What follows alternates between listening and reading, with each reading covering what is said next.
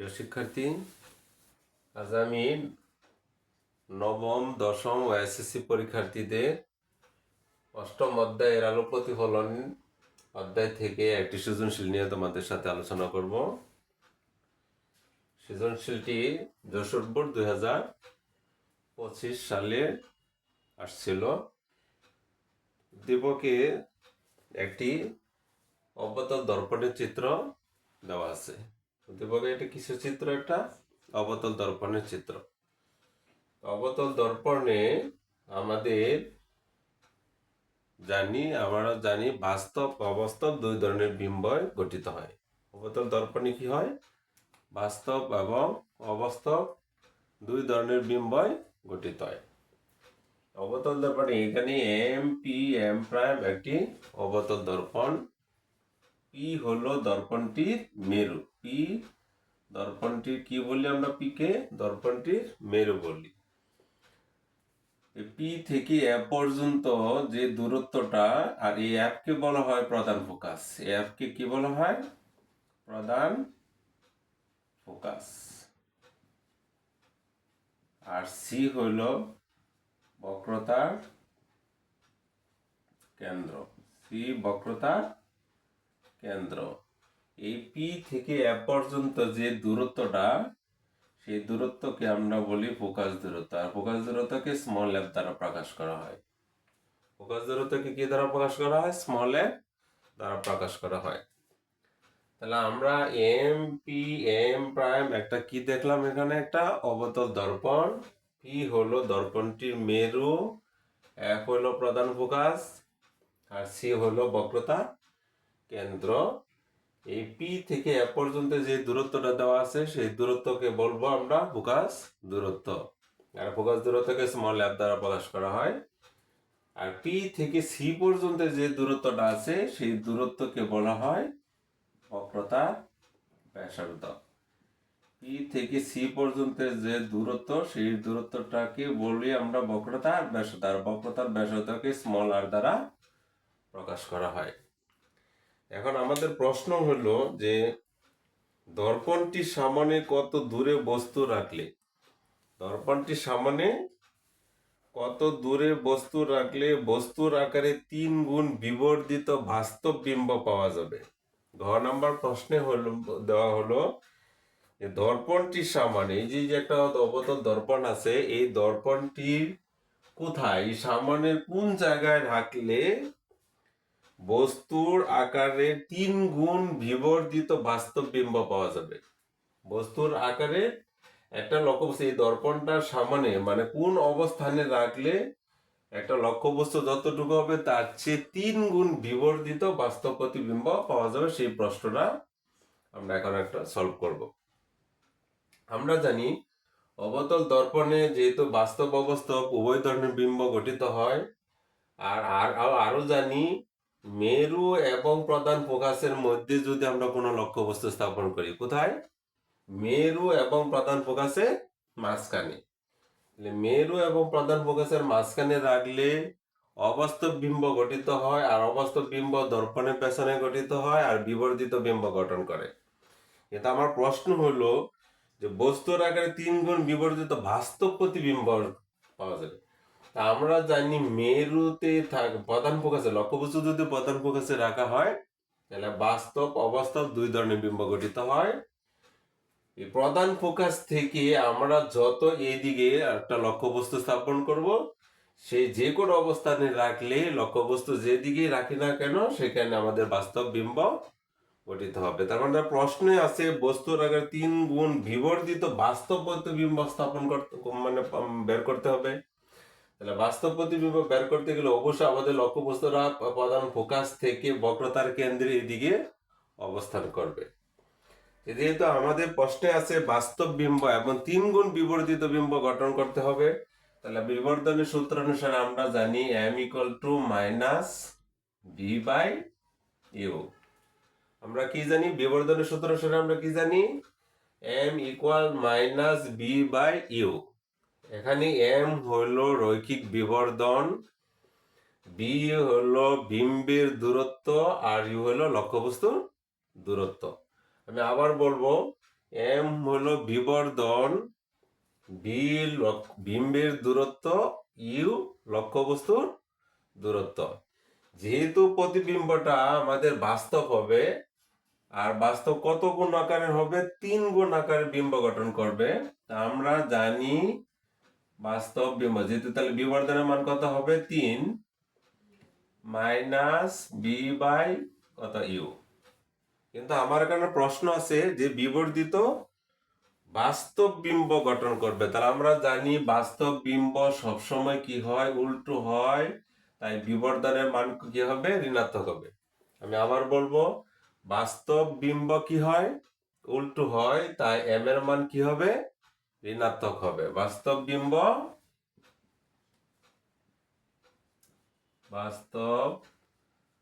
বিম্ব উল্টো হয়, তাই বিবর্ধন মানে এম এর মান কি হবে? এম এর মান ঋণাত্মক হবে। এম এর মান কি হবে? ঋণাত্মক হবে। তাহলে আমি এখানে -3 ব্যবহার করছি এই কারণে, যেহেতু বিম্বটা কি রকম বিম্ব হবে? বাস্তব বিম্ব। আর আমরা জানি বাস্তব বিম্ব কি হয়? উল্টো হয়। তাই এম এর মান ঋণাত্মক হয়। আমাদের যেহেতু 3 গুণ বিবর্ধিত বিম্ব গঠন করতে বলছে, যার কারণে এম এর মান আমি কত লিখছি? -3। এই মাইনাস আমরা উভয় পাশ থেকে বাদ দিতে পারি। তাহলে 3 ইকুয়াল টু কি? V by u. আমরা আর গুণ করলে বি ইকুয়াল টু কি হবে? 3u। আমি আবার এইগুলো একটু উপর আলোচনা করছি। আমরা বিবর্ধনের সূত্র অনুসারে পাই m equal minus B by u. যেহেতু আমাদের 3 গুণ বিবর্ধিত বাস্তব বিম্ব গঠন করতে বলছে, তাহলে এম এর মান কত হবে? 3। কিন্তু আমাদের বাস্তব বিম্ব গঠন করার কারণে আমরা জানি বাস্তব বিম্ব উল্টো হয়, তাই এম এর পরিবর্তে তিনের সাথে আমরা কি দিছি? মাইনাস ব্যবহার করছি। মানে এম ইকুয়াল টু কি হবে? -3 হবে। তাহলে এই মাইনাস মাইনাস বাদ দিয়ে আমরা 3, তারপর বি ইকুয়াল টু কত হলো? 3u। আবার আমরা আরেকটা সূত্র জানি, আবার 1/b plus 1/u equal two 1/f। আবার আমরা কি জানি? 1/b plus 1/u equal two 1/f। এখানে b হলো বিম্বের দূরত্ব। এখানে b কি? বিম্বের দূরত্ব। আর u হলো লক্ষ্যবস্তুর দূরত্ব। এই b এর পরিবর্তে আমি কি ব্যবহার করতে পারবো? b ইকুয়াল 1/b ইকুয়াল কি পাইছি আমরা? 3u। 1/3u plus 1/u equal to কত? 1/f। 3u আর u এর লসাগু হবে 3u। এই 3u চলে গেলে থাকবে আমাদের কত? 1 প্লাস u এখান থেকে চলে গেলে 3 1 এর সাথে গুণ করলে হবে কত? 3 1/f। 3 আর 1 4, নিচে আছে আমাদের কত? 3u equal 1/f। আমরা আর গুণ করলে কি পাবো? 3u ইকুয়াল টু 4 এর সাথে f গুণ করলে কত হবে? 4f। আমরা মান বের করব লক্ষ্যবস্তুর দূরত্ব। তাহলে 3 চলে যাবে নিচে, 4f উপরে। এখন এই f হইলো কি? ফোকাস দূরত্ব। f হইলো ফোকাস দূরত্ব। এখানে আমাদের উদ্দীপকে দেওয়া আছে p থেকে c পর্যন্ত দূরত্ব, অর্থাৎ বক্রতার ব্যাসার্ধ দেওয়া আছে কত? 30।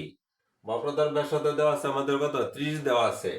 আমরা একটা সূত্র জানি, ফোকাস দূরত্ব বক্রতার ব্যাসার্ধের অর্ধেক। ফোকাস দূরত্ব বক্রতার ব্যাসার্ধের অর্ধেক, অর্থাৎ f equal r/2। f equal r/2। f হলো ফোকাস দূরত্ব, আর হলো বক্রতার ব্যাসার্ধ।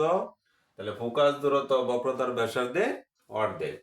তাহলে আমাদের বক্রতার ব্যাসার্ধ কত দেওয়া আছে? উদ্দীপকে বক্রতার ব্যাসার্ধ, অর্থাৎ পি থেকে যে সি পর্যন্ত যে দূরত্বটা, সেটি হলো বক্রতার ব্যাসার্ধ। তাহলে বক্রতার ব্যাসার্ধ আমাদের দেওয়া আছে পিসি ইকুয়াল টু কত? 30। অর্থাৎ আর এর মান দেওয়া আছে আমাদের কত? 30। নিচে কত? 2।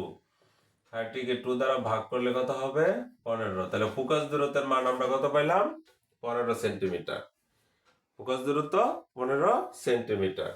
তাহলে আমি এই মানটা যদি এখানে বসাই দিই, ইউ ইকুয়াল টু কত হবে 4 ইন্টু এফ, এফ এর পরিবর্তে পাবো আমরা 15, নিচে কত আছে 30, অর্থাৎ ইউ ইকুয়াল টু 4 15 কত 60, 60কে যদি আমরা 3 দ্বারা ভাগ করি তাহলে হবে কত 20। লক্ষ্যবস্তুর দূরত্ব অর্থাৎ ইউ কি, ইউ হলো লক্ষ্যবস্তুর দূরত্ব, আমরা লক্ষ্যবস্তুর দূরত্ব কত পেলাম 20 সেন্টিমিটার। লক্ষ্যবস্তু যদি আমরা এখান থেকে দেখব যে পি এবং সি পর্যন্ত আমাদের দূরত্ব অর্থাৎ ফোকাস দূরত্ব আছে আমাদের কত 15। আমরা জানি লক্ষ্যবস্তু যদি পি এবং এফ অর্থাৎ যদি আমাদের কি থাকে প্রধান ফোকাস এবং মেরুর মাঝখানে থাকে তাহলে অবাস্তব বিম্ব গঠিত হয়।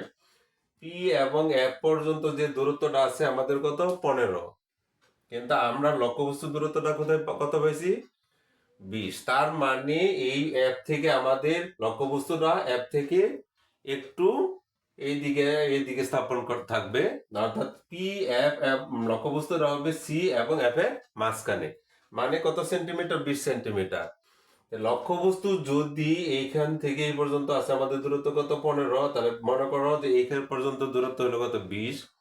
লক্ষ্যবস্তু যদি সি এবং এফ এর মাঝখানে থাকে অর্থাৎ 20 সেন্টিমিটার দূরে থাকে তাহলে আমাদের কি ধরনের বিম্ব গঠিত হবে বাস্তব বিম্ব গঠিত হবে। আর আমরা জানি এখানে যে সি এবং এফ এর মাঝখানে থাকলে বাস্তব বিম্ব গঠিত হয় এবং বিবর্ধিত বিম্ব গঠন করে। আমাদের উদ্দীপকে ছিল যে লক্ষ্যবস্তু যদি কোন জায়গায় আমরা স্থাপন করব যেখানে 3 গুণ বিবর্ধিত বাস্তব বিম্ব পাওয়া যাবে। তার মানে আমরা লক্ষ্যবস্তু দূরত্বটা কত পেলাম 20 সেন্টিমিটার, 20 সেন্টিমিটার মানে সি এবং এফ এর মাঝখানে।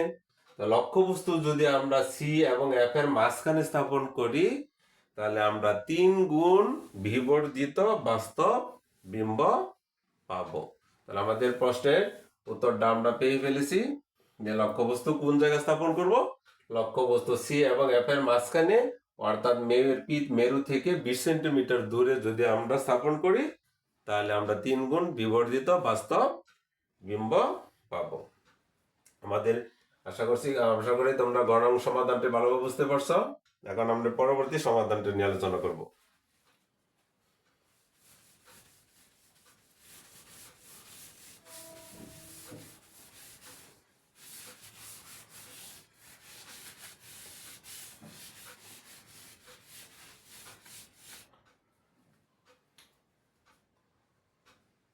গণন প্রশ্নের সমাধান।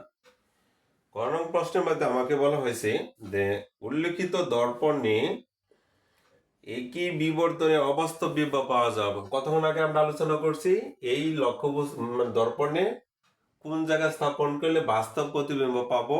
এখন আমার প্রশ্ন হলো একই বিবর্তনের জন্য অর্থাৎ 3 গুণ বিবর্তনের জন্য আমরা অবাস্তব বিম্ব পাবো কিনা এই দর্পণে।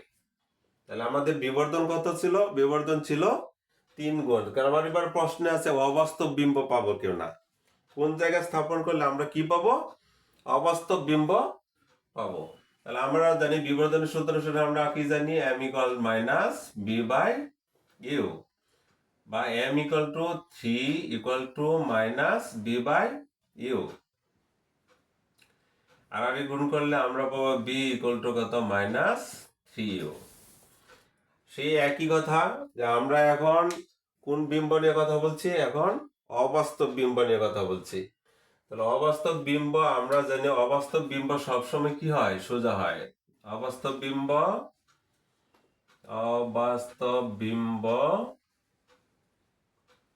সোজা হয়, অবাস্তব বিম্ব সোজা হয়, তাই এম এর মান ধনাত্মক, এম এর মান কি হবে ধনাত্মক হবে। বাস্তব বিম্বের ক্ষেত্রে বলছিলাম বাস্তব বিম্ব সবসময় উল্টো হয়, তাই এম এর মান কি হয় ঋণাত্মক হয়, আর অবাস্তব বিম্ব কি হয় সোজা হয়, তাই এম এর মান কি হয় ধনাত্মক হয়। আমাদের 3 গুণের জন্য বলছিল যে এম এর মান আমরা কত লিখছি 3, যেহেতু এটা অবাস্তব বিম্ব তাই এটা কি হবে বলো পজিটিভ হবে। তাহলে আমরা বি ইকুয়াল টু কত পেলাম মাইনাস 3u। আবার আমরা কি জানি সেই একই সূত্র, আবার 1 by v plus 1/u equal to কত 1/f বা 1/b। এই b এর পরিবর্তে আমি কত লিখতে পারবো -3u plus 1/u equal to কত 1/f। 3u আর u এর লসাগু কত হবে 3u। এই 3 চলে গেলে থাকবে কত -1, u এখান থেকে চলে গেলে কত 3 ইকুয়াল টু কত 1/f। নিচে কত আছে 3u, 3 থেকে 1 গেলে থাকবে কত 2, 1/f।